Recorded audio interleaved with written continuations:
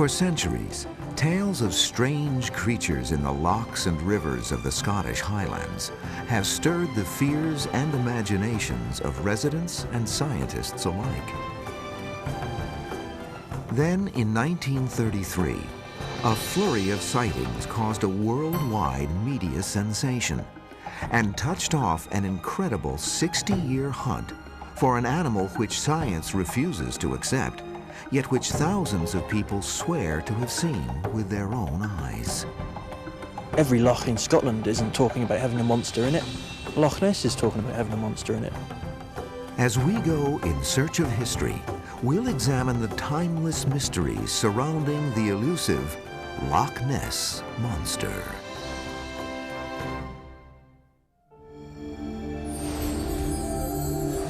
Deep in the human psyche, there lies a need to believe in something fantastic, something powerful, be it God, ghost, or monster.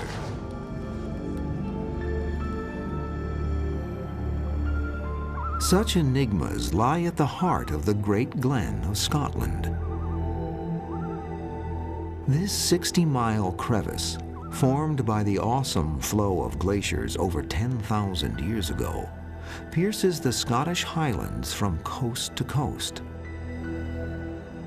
At the center of this ancient glen lies a mysterious body of water 22 miles long and 700 feet deep.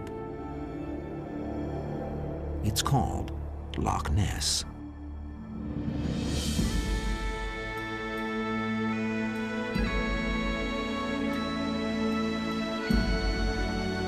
The folkloric tales of the ancient Highland Scots are filled with accounts of strange beasts called kelpies or water horses. These ghostly figures make their homes in rivers and lochs, and according to the lore, disguise themselves as horses, then wait patiently by the shore to lure innocent mortals onto their backs. And what then happens is the rider finds himself stuck to the horse, and the horse then plunges into the depths of the loch, taking the unsuspecting traveller with them. The first written record of an actual kelpie sighting dates from 565 AD, when the Christian saint Columba, while trying to convert barbaric Scottish Picts to his religion, is reported to have saved a swimmer in the River Ness from the jaws of such a beast. The blessed man raised his holy hand, saying, "Thou shalt go no further, nor touch the man." Then at the voice of the saint, the monster fled more quickly than if he'd been pulled back with ropes. Personally, I find it interesting that there is a written record of a water monster in, of all rivers, the River Ness at that time. So I'm saying it's interesting, but let's not take it for gospel just because it's written by a saint. Scottish historians from the 18th and 19th centuries also chronicled such intriguing anomalies as waves without wind, fish without fin, and even a floating island in both Loch Ness and Loch Lomond. Then, in 1933, Loch Ness and its monster entered the modern age. On April 14, 1933, Mr. and Mrs. John Mackay were driving home along Highway 98 on the northeast side of the loch. Gazing out of the window, Mrs. Mackay noticed a strange commotion in the water. 52 years later, she vividly recalls the incident. It just rose out of the water, black, wet, with the water rolling off it. And I yelled at my husband, "Stop the beast." Word of the Mackays' sighting soon reached Alex Campbell, the local water authority and part-time correspondent for the Inverness Courier. And he put in a report that a mysterious monster, possibly the Great Kelpie, had been seen in Loch Ness. And so it grew, a monstrous myth was born at that time, and it grew in the newspapers. Soon more sightings were reported in the local papers.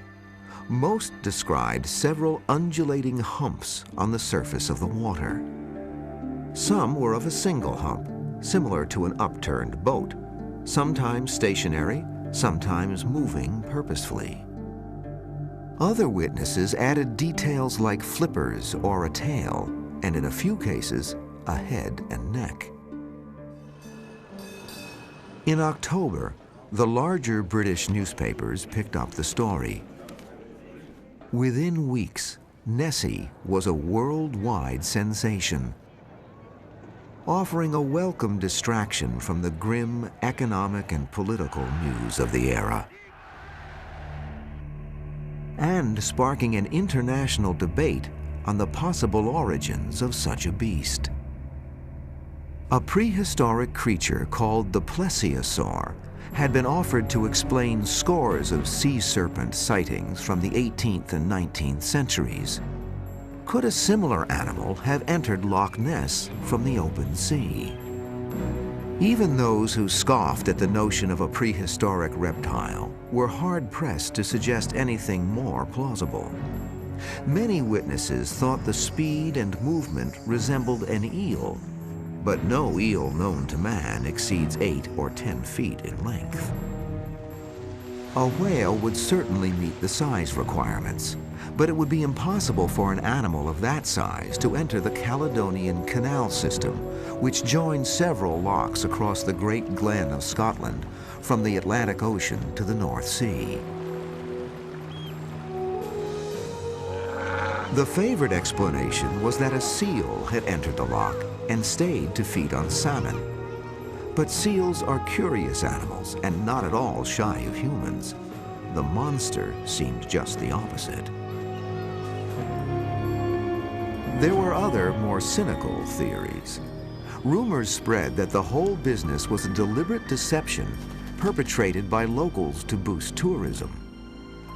Other skeptics thought it was simply a case of mass delusion. They're looking around, where is this monster?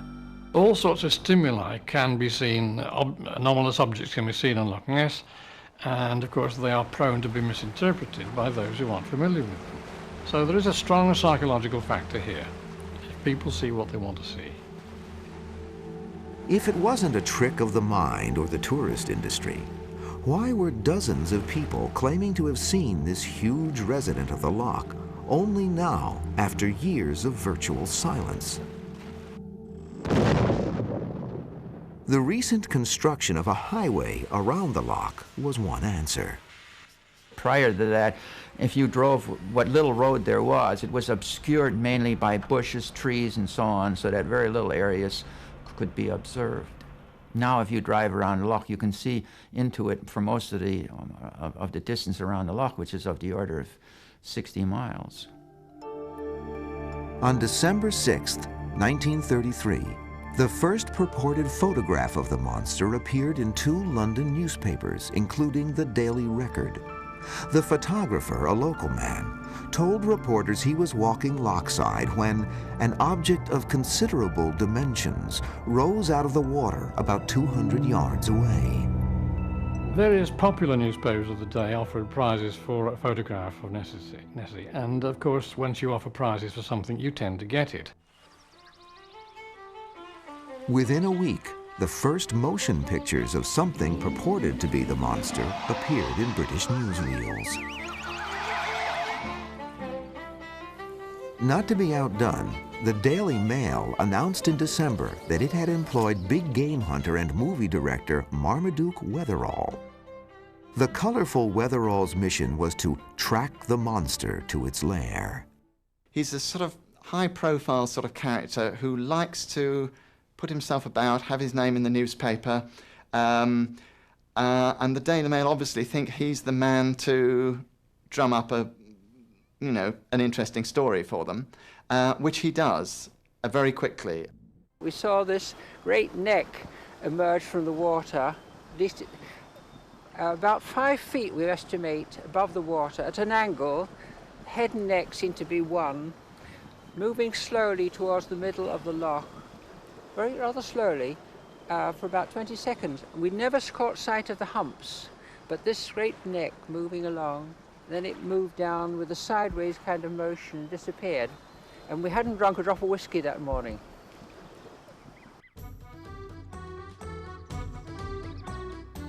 Amidst great pomp and fanfare, big game hunter Marmaduke Wetherall and his entourage descended upon the shores of Loch Ness in December of 1933.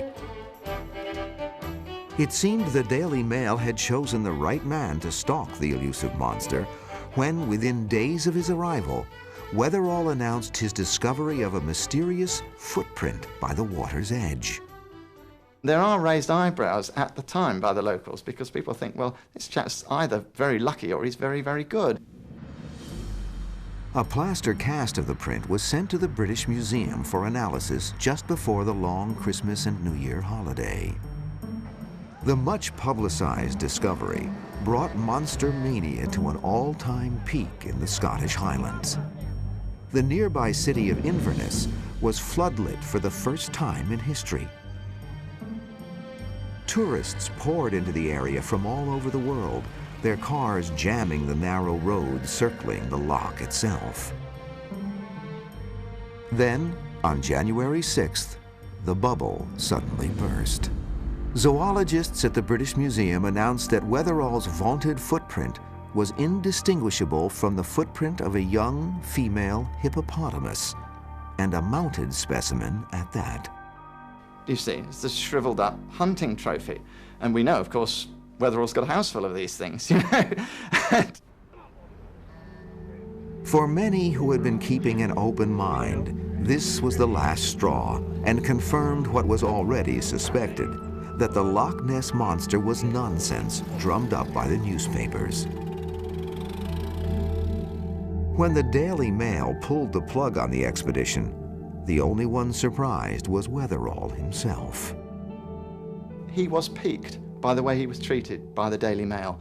He was somebody who liked to be in the limelight. The Mail didn't even report that the expedition was over. It was one of these things that just, you know, ends with a whimper rather than a bang. The embittered Wetherall retreated for the time being, but it took only a few months for the Daily Mail to return to the hunt. By publishing the photograph destined to become the most famous of all. The surgeon's photo, as it came to be called, was taken by a respected London gynecologist named R.K. Wilson, who, with uncommon reserve, claimed only to have taken a picture of something unusual in the loch. So either that photograph is of a genuine animal, really, on Loch Ness, or it's a hoax. Looking at that photograph, you could not see how anybody could have made a mistake. There is a beautiful classic image of an upraised head and neck. It is the image that everybody has of the Loch Ness Monster.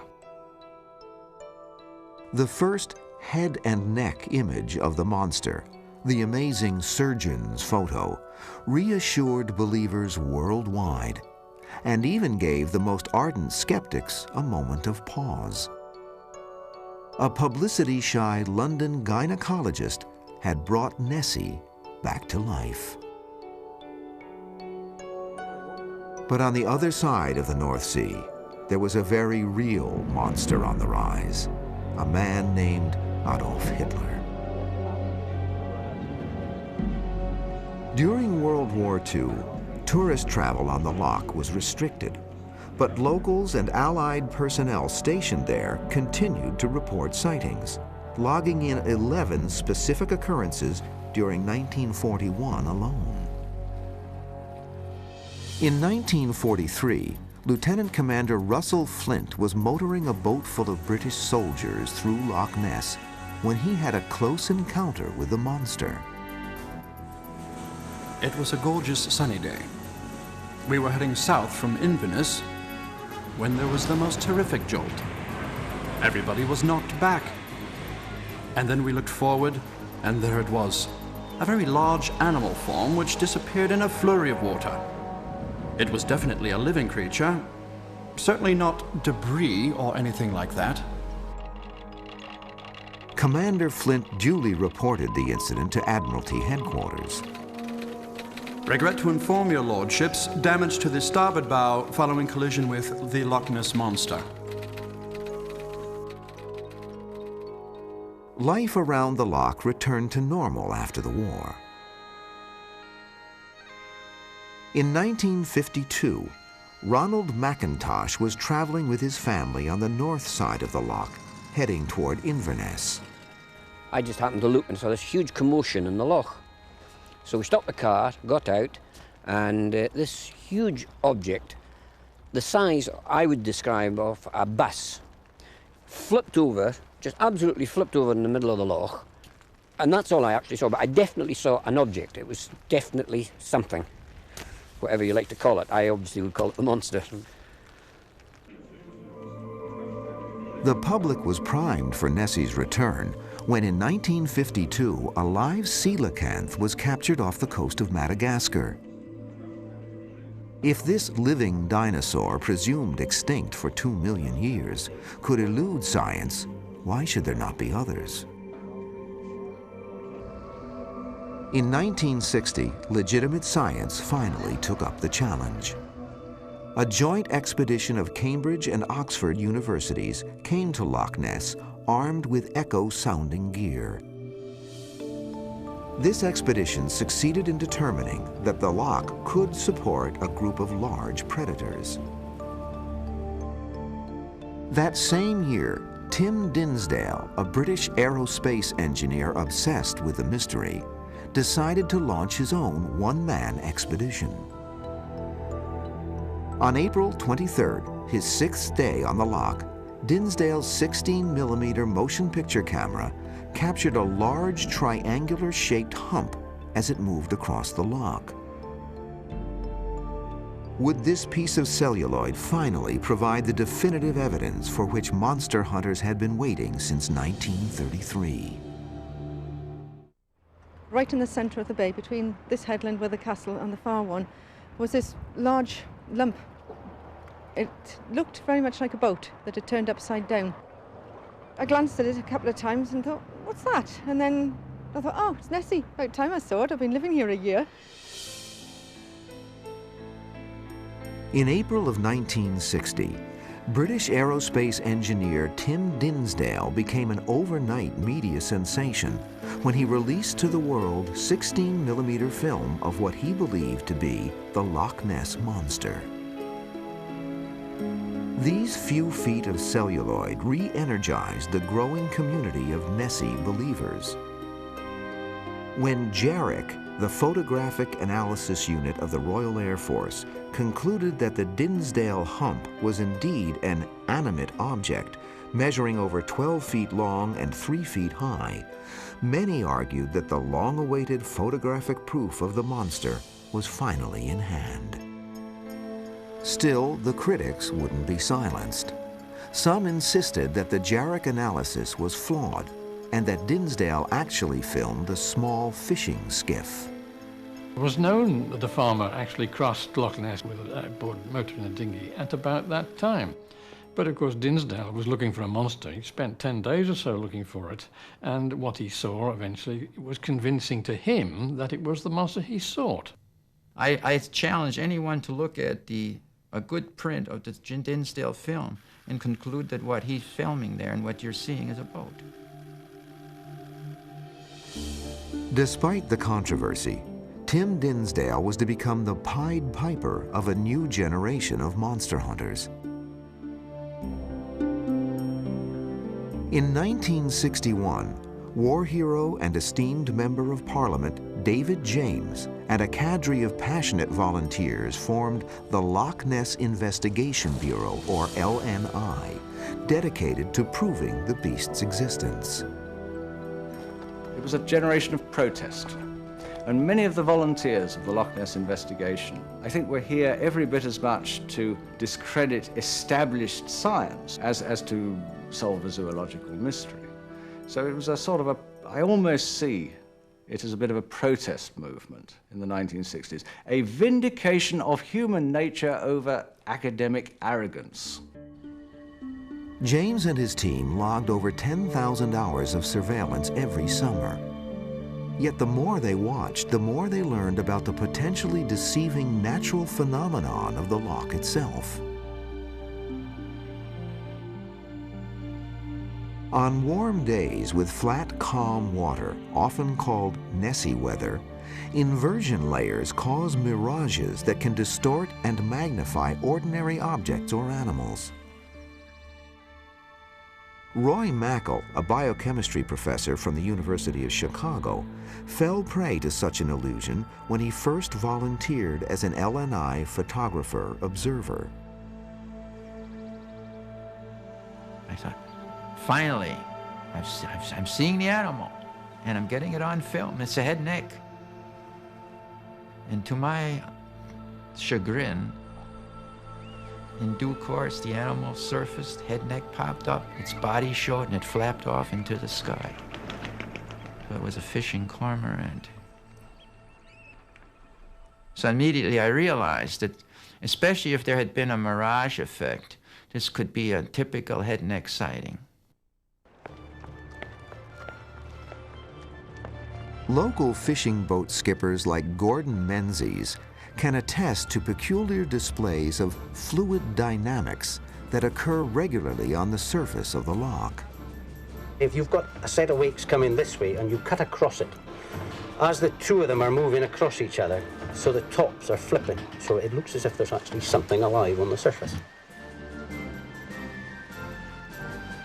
The new evidence led LNI researchers to conclude that a majority of the sightings in the 1930s were probably just honest mistakes.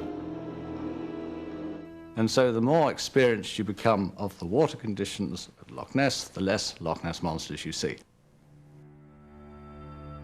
In 1967, Roy Mackal himself took over as the director of the Loch Ness Investigation Bureau. Mackal was determined to attack the problem with sound, scientific methods. Drawing on eyewitness data and his own experience as a biochemist, he created a menagerie of hypothetical monsters based on major animal groups.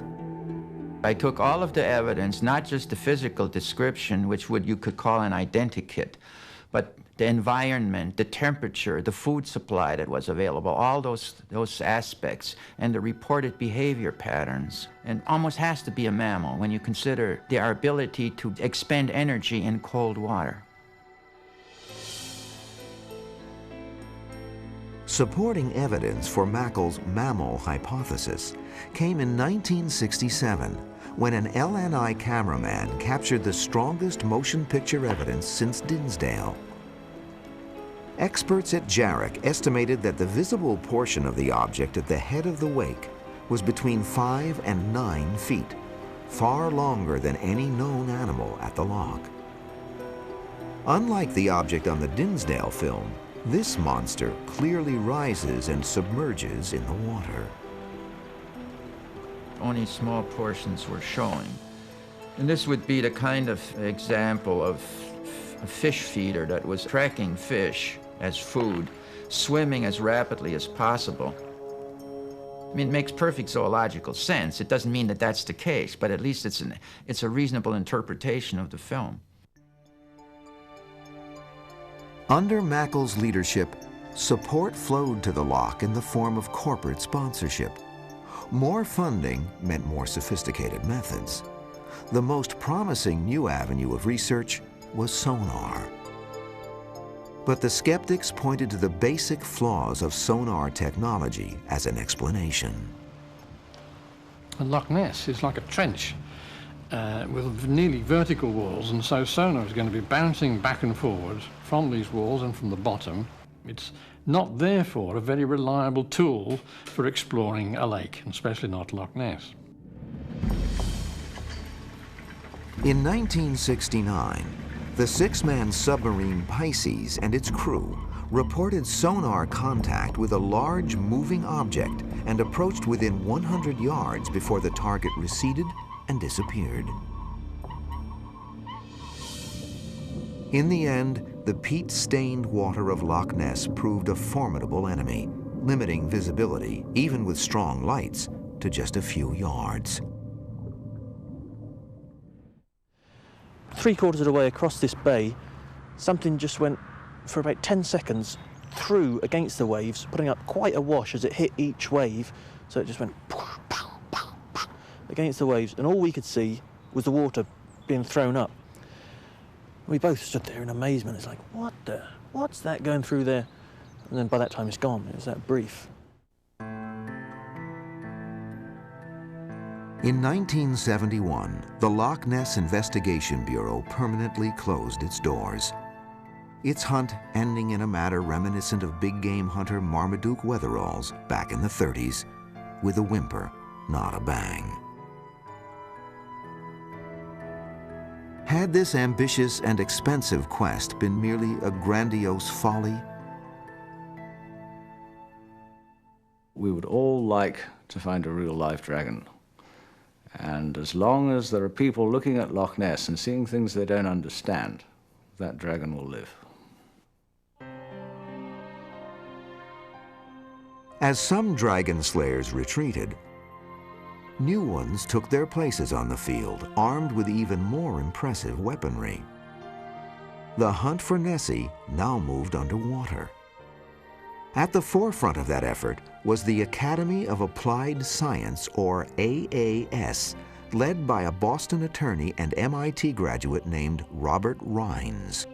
And he brought time-lapse cameras, flash cameras, to Loch Ness and moored them, firing the strobe light into the dark. An underwater ambush, if you like. The AAS designed an ingenious method for taking a snapshot of the Loch Ness Monster. A stroboscopic camera rig and floodlight positioned underwater would alert the team to anything passing through its beam. For 2 years, Rines and his AAS colleagues waited as their camera hung suspended in the murky depths. Then, early one August morning in 1972, a wide swipe of ink appeared suddenly on the Echo Trace printer. Something very large was moving through the sonar beam. The AAS rushed their film to Pasadena's Jet Propulsion Laboratory for computer enhancement. The results were astonishing. 2 of the stills yielded remarkable images of a flipper-shaped object, apparently cruising past the camera lens. Energized by their success, the Academy of Applied Science returned to the loch with an improved camera rig in 1975. The result was a new set of photos, which were destined to cause a firestorm of controversy. The first photograph, after computer enhancement, seemed to show a body with a long neck and head. The second photo was analyzed by a noted zoologist who claimed that the object showed signs of bilateral symmetry, suggesting eye ridges, nostrils, or other protuberances. Could this grotesque shape, this gargoyle head, be the first close-up of the face of the Loch Ness Monster? Former LNI head Roy Mackal was not convinced and warned his colleagues that jumping to premature conclusions could jeopardize the credibility of the entire hunt. I think enthusiasm got ahead of the game a little bit, and some of the things that were photographed turned out to be mistakes. I said, this cannot have anything to do with any of these animals in Loch Ness.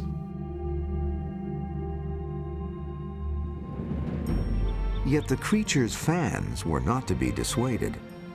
That very same year, nearly 200 scientists, reporters, and members of Parliament gathered at the House of Commons to hear Robert Rines, Mackal, and others present their evidence.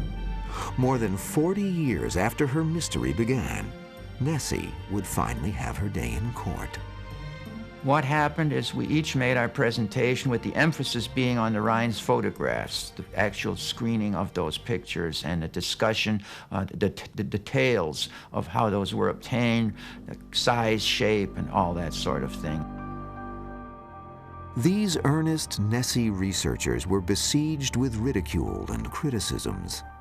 Scientists from the British Museum insisted that the photographs did not constitute acceptable evidence of the existence of a large living animal. The upshot was that, you know, the monster people went away thinking, oh, well, you know, we did our best and these stuck-in-the-mud scientists won't believe us, you know, what can we do? And then it all went quiet. I saw an object that I would describe as whale-like surface. And we watched it just track right across the loch. And the interesting thing is that this, to my knowledge, is the longest corroborated view, absolutely authentic, with 7 witnesses that I know of.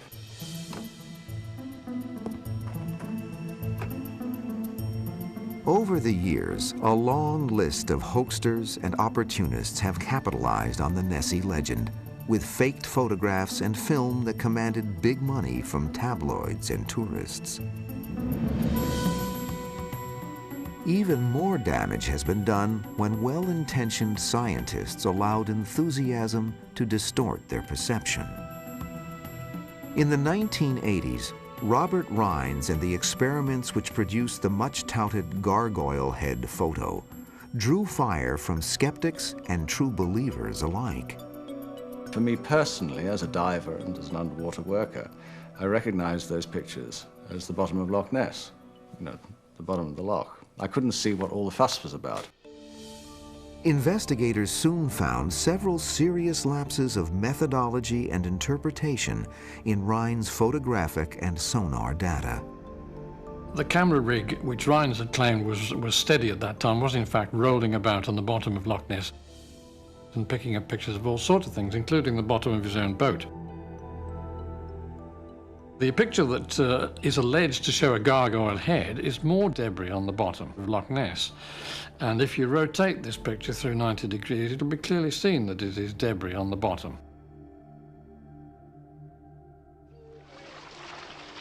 A few years later, a diver explored the site and discovered a tree stump on the loch floor bearing a strong resemblance to the infamous gargoyle head, right down to its bilateral symmetry.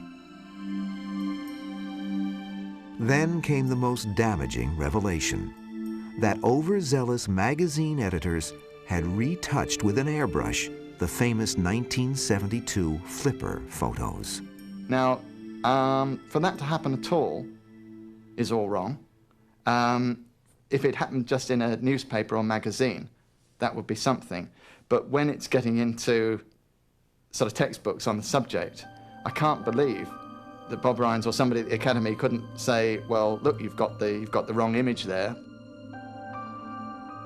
This is a very serious negative effect, because once these are the more discredited evidence you have, the more people are inclined to reject everything. With Rines himself now doubting the validity of his photos, the hunt for the Loch Ness Monster lost much of its hard-won scientific credibility. Then in 1994, independent researchers Alastair Boyd and David Martin uncovered some startling evidence about the most potent and convincing of all Loch Ness icons, the previously incontrovertible surgeon's photo. A trail of suspicion that led back to, of all people, the Daily Mail's first hired monster hunter and hippopotamus foot hoaxer, Marmaduke Wetherall. Wetherall, furious at the Daily Mail for unceremoniously dumping him after his infamous trickery was uncovered, set out to wreak his revenge. Boyd and Martin learned from his 2 sons that Wetherall conspired with them to fashion a 2-foot monster out of a toy submarine. He simply did this just to amuse himself. He got his own back on the Daily Mail in his own way. He said, well, they wanted their picture of a monster. Let's give them one. You know, let's give them one. Film in hand, Weatherall now needed a solid, upstanding citizen who could claim to have taken the photograph. A fellow conspirator had a friend who liked to play practical jokes. Respected gynecologist Robert Kenneth Wilson. Yes, he was a surgeon. Yes, he had a lot of letters after his name, but he did like a practical joke. This is the guy to front this photo for you. All of a sudden, in April, the Daily Mail get offered this wonderful head and neck photograph of the Loch Ness Monster. Not by Marmaduke Weatherall, but by a London surgeon called Robert Kenneth Wilson. And they go for it, hook, line and sinker. Although he has proven the most cherished Nessie image to be nothing but a vengeful prank, Alastair Boyd maintains that he has not killed the Loch Ness Monster. On the contrary, he claims to have indisputable proof that it exists. He swears he saw the creature with his own eyes. After the thing swept round, this hump came rolling forward. So there's this huge hump, which is like looking at a whale, 20 foot of this thing, just sitting there on the surface, just over 100 yards from us. It's extraordinary. You cannot believe your eyes. You're looking at something which is in no textbook in the world on natural history. There's nothing in Loch Ness bigger than a big salmon or an otter. There's no huge animal more than 20 feet long, according to, establishment science. It doesn't exist. You're looking at something that doesn't exist. And there it is, large as life, and it's extraordinary. Alastair Boyd still studies the loch, convinced someone will soon uncover proof of the animal's existence. Meanwhile, researcher Adrian Shine was determined to shift the emphasis of the investigation from the abnormal to the normal.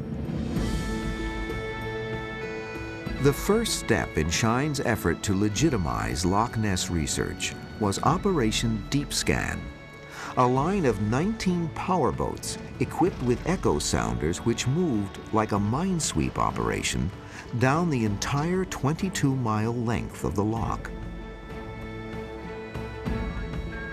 Part science, part publicity stunt, it became one of the biggest media events of 1987. But Nessie was not far from everyone's mind. We used it as another sort of mine-sweeping exercise. We were sweeping Loch Ness safe for science. That's what we were up to. On day one, Operation Deep Scan detected 3 large objects in open water, which could not be found or identified later.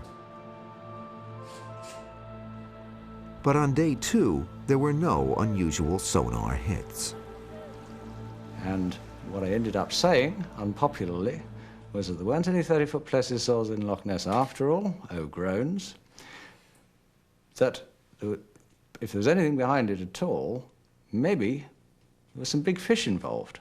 That was about as far as I could go at the time.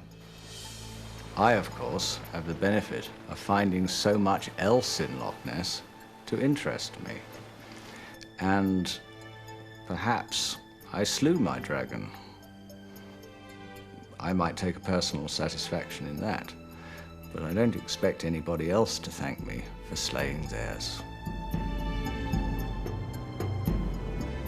Others insist that Deep Scan proved nothing except that the animals are sensitive to disturbances in their habitat, which explained the lack of hits on day 2.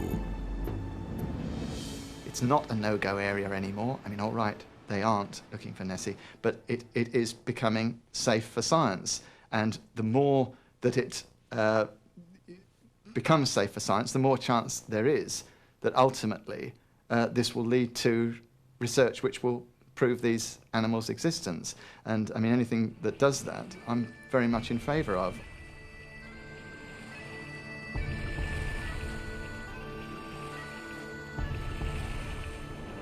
The awe-inspiring beauty of Loch Ness attracts more visitors today than at any time in its history. And one thing hasn't changed since the Nessie heyday of the 1930s: the lure of an encounter with the unknown. People come to this mystical spot, hoping to glimpse the Loch Ness Monster. And every year, a few more do. No idea what it was. It was certainly a living creature of some description, but what it was, your guess is as good as mine. We like to think it was the monster. I get no thanks for telling this to anybody. I don't make any profit, nothing like that. It's just I'm telling the fact of what I actually saw. From the evidential value, I have the satisfaction of giving you date, time and place. And with 7 other witnesses, now in a court of law, I would get the impeachment of the President of the United States on that evidence. That's what keeps me fascinated. There's something big here. I want to be involved in finding out what it is. For many, the mystery of the Loch Ness Monster remains intact. And maybe that's how it should stay. The riddle is often more fascinating than the solution for those who go in search of history.